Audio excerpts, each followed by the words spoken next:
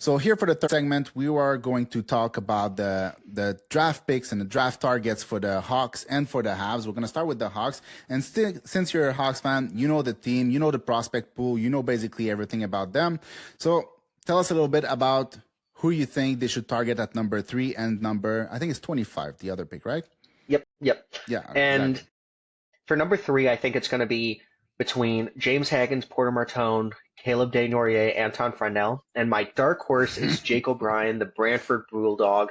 Rip Zach Hyman, who is the president and governor of the team over there in Brantford. But I think that those are the players that are going to be gapped into who the Blackhawks want. We have a really good depth pool for our prospects. I think probably the best in the entire NHL, not maybe the best, but I think it's definitely more depth than the Habs. But yeah, I think that we need upside, upside, upside. I don't think Roger McQueen's going to be the pick there, but because he probably has the most upside. But James Haggins is under 6 foot. Some people got on me named blue chip prospect for me taking him with the third pick in our first mock draft that was unrecorded. And I think that would be a good pick because of the playmaking ability.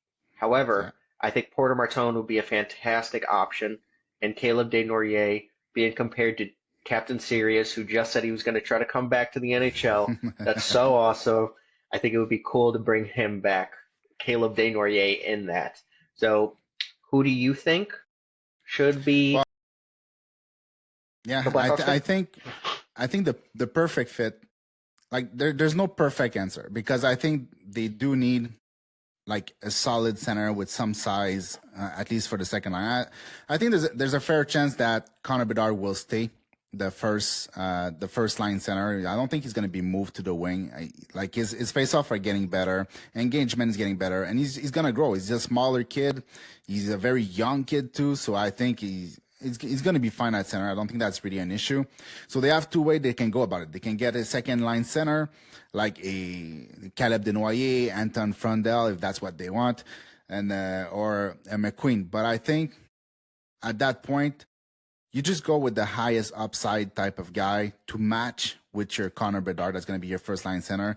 You don't try to reach a little bit and go for need at that point. Like you go with the player that you prefer, but I think Porter Martone is such a great fit. But knowing the Hawks and the way they draft, I think they like right shot defensemen, so maybe Radim Merca. No, but Porter Martone is the perfect fit, and I think offensively he's probably the highest upside left on the board too at that point. So yeah, it would be a great pick for them. For Connor Bedard's wing, would you rather have a Caleb Desnoyers or Porter Martone? Because Caleb Desnoyers is valued and projected to be a Jonathan Toews-esque player, or a Porter Martone who would be that power forward with softer scale Matthew Tkachuk type. Well, your question is for Bedard's wing, Yes, but Caleb Denoy is not going to play on the wing. that's true. That's true. So, You got me there. Caleb Denoy is going to lock down your second line, and he's going to be the matchup center. While you can put like Connor Bedard and whoever else on that first line playing against a weaker defensive line. So that's basically how they would probably do it. But like personally, right now I have Caleb Desnoyers at number 3 and Porter Martone at number 4.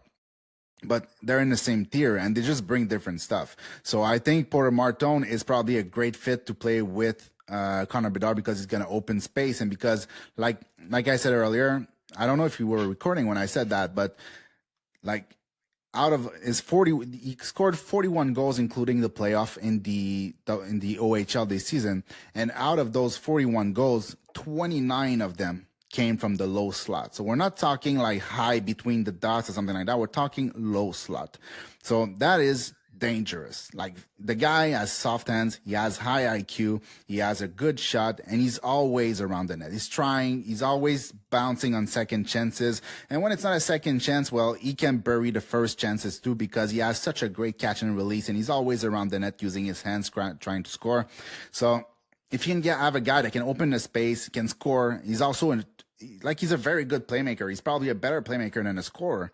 So, I mean, he's a perfect fit. But it really depends. Do you want to go all offense and with a little bit of, like, I don't think he's a Matthew Tkachuk. Like to me, I don't see it that way. I don't think he's as much as a disturber or chaos creator as a Matthew Tkachuk, but he has a little bit of it in him, like a little bit of a little bit of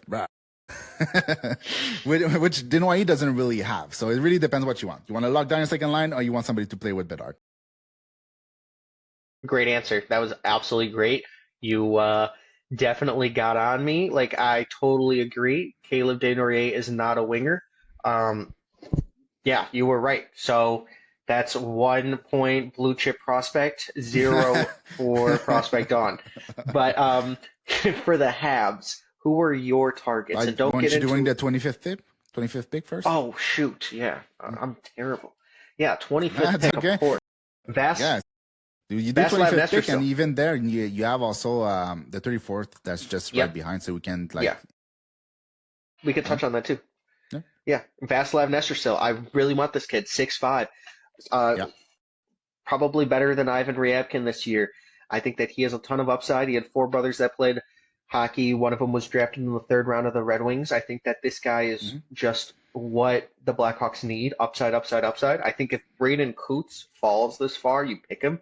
I think Logan Hensler, which is lower on your board, if he's lower on other people's board too, you take him just because of, you want that third pair right-handed defenseman that is big. He has a little bit of playmaking in him.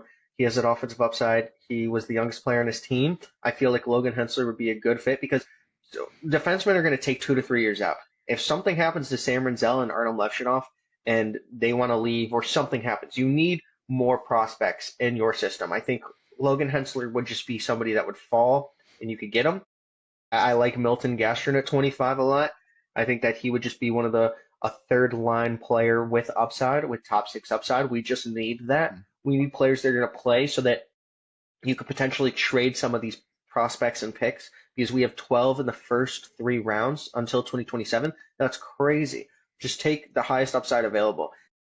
For 34, just to touch on this a little bit, I think like a player like Jack Ivankovic would be really good here. Matthew Schaefer said he was the best player he ever played against. Obviously not Simon Wang, but I think a player like Cameron Schmidt, if he's falling, you pick him up. Just highest upside available. Even if they don't hit, you need a player that could play on your first or second line, maybe somebody that's a power play. I want them to package the picks, similarly what the Habs could do with 15 and 16 or 16 and 17. You take that and you package them, try to get as high as you possibly can because we have so many picks, and then we have the Dallas Stars second round pick.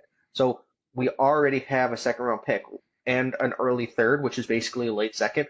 Package that 34th and 25th pick, try to go up and grab somebody you want. Maybe if you need to put in some more assets to get a Jake O'Brien, leave the draft with Porter Martone and Jake O'Brien. Be fantastic. That would be a prospect on special to me. I'd be eating a cannoli after that.